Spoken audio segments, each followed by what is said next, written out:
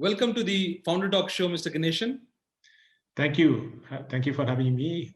Thanks to my startup TV. Thank you for joining us. Let's start with understanding what is your company into. Sure. Liberwin is a skill-based, AI-powered future of work platform for enterprises to enable talent, intelligence, and experience. So basically, what we do is in a large enterprise, you have talent within, and we are dealing with digital transformation taking place and a lot of digital skills in demand. And that's why enterprises spending billions of dollars in reskilling.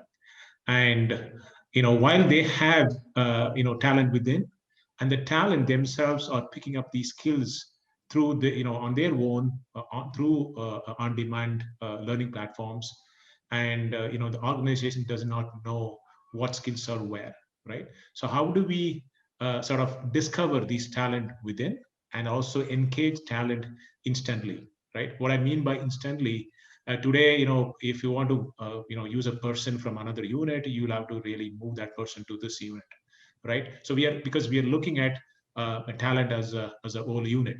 How do we digitize talent? How do we digitize work that it becomes a micro work, so that the micro work can be delivered by a person who can only spend few hours being where he is, right?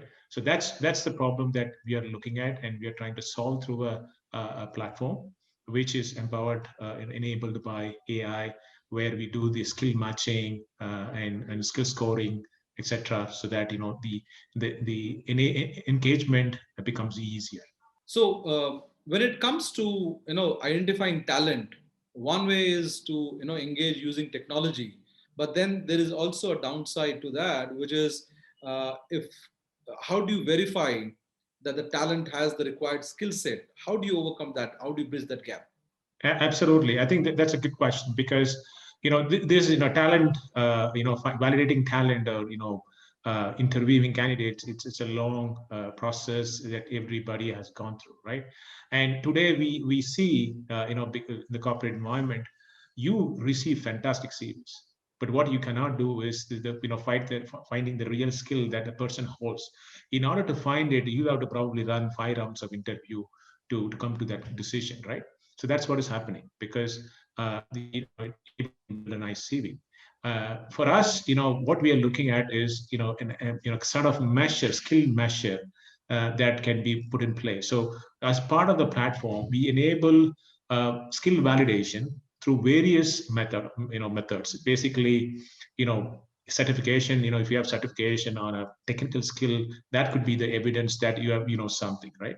And also online tests and testimonials from your peers and managers. So there are various ways you could actually collect these evidences and validate skills.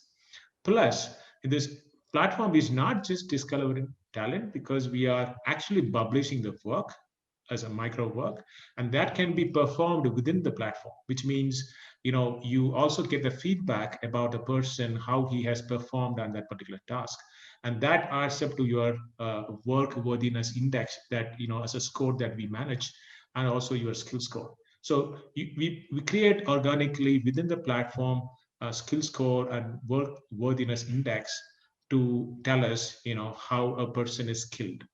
And that's the validation approach that we are taking within the platform. Today there are multiple platforms, the likes of Udemy, where people can go online, acquire some new skills or skills that they don't have. How do you gauge them whether the courses that they have done or this program that they have attended meets the requirement of your clients? When you think of meeting the client requirements, nobody's going to be ready just like that because they have done an Udemy course, or any of these on-demand platforms courses from there. So what we really need is, and particularly I'm talking in the context of an enterprise, what we really need is an opportunity to practice these learned skills, right? If an organization allows people to take part in a sort of internships within the company, and they can build these skills on top of their certifications they have acquired, right? And that's what we are trying to enable. right? If I'm a millennial workforce today, and I am driven by all these new technologies, I'm picking up AI as a skill set. Yes, I have done the certification, but then, I need real hands-on experience. All I'm looking for is an opportunity within the company, anywhere within the company, to do some work in AI, right? If I can be part of such a initiative, few hours, right? And if that data shows, if you want to hire a new person and he is, coming on board, you are wasting 200 hours before he becomes productive. But if you're, imagining, bringing a internal talent, then the person is already familiar with the company processes, systems, and everything, and he already has certification, and all you are enabling with a an opportunity to practice that skill. And really, that's what we are enabling, and that sort of prepares this talent for customer deployment. Do you also connect organizations that are involved in skilling with your clients in case they need? Yeah. So, I mean, we, as part of the validation, what we are doing is we are partnering with, people who can sort of, measure skills. This could be assessment companies or, training, skilling companies, like the sorts of, Udemy's, right? So we are partnering with them so that, the data is available with us when we are actually scoring somebody's skill level, right? This is again, looked at within the enterprise context. Though we are making this available, and it is the choice of enterprise to whether to leverage or not. What we're experiencing is uh, right now MSMEs, especially the small and medium enterprises, even to some extent some micro enterprises are looking at taking to the next level, take their employees, their work culture. So do you provide solutions to which fits both in terms of budget and utility wise for micro small businesses, or is it only for medium and large businesses? Right. Actually, we have two segments for us, right? So large enterprises are, are customers for our internal talent mobility solution that we have, right? So that, they can subscribe this platform and quickly enable internal talent marketplace and mobility and engaging employees better, right? And also the other segment we are opening up for the public as a talent marketplace, any sort of a freelancer platform. So what it does is, we are able to connect students and professionals, freelance professionals, everybody to every other organization out there. This is where, the question, to answer the question, for these smaller organizations will be able to tap the talent, available elsewhere. And of course, there are plenty of freelance platforms are out there. But then, the advantage that we have is on the other side, we are onboarding many enterprises for internal talent mobility. So when they want to be looking out a particular work to be done, from the outside talent, and then they could easily reach out to the external, professionals, and also the SMEs and smaller startups would be able to leverage students and other interns that are available elsewhere for themselves. And this is one of the key issue that we are trying to address. For example, today the startup ecosystem is evolving big time, and a lot of entrepreneurs like us are struggling with holding on to talent or having access to talent, immediately, right? And we are looking at connecting startups versus students. I mean, students are today picking up skills from any of these on-demand platforms. So we are looking at connecting these students versus startups and making their sort of hours available, number of hours available to the startups, so they don't struggle with finding talent, competing with big enterprises.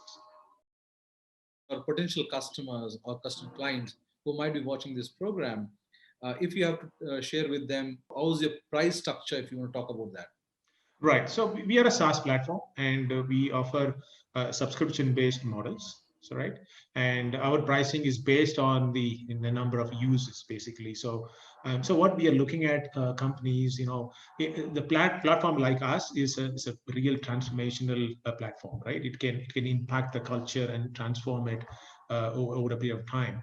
And this is going to require for some time to onboard employees onto the platform. So we have a model where we look at a certain percentage of onboarding in the year one, and then in this number grows over the years. So it's mostly a user-based model.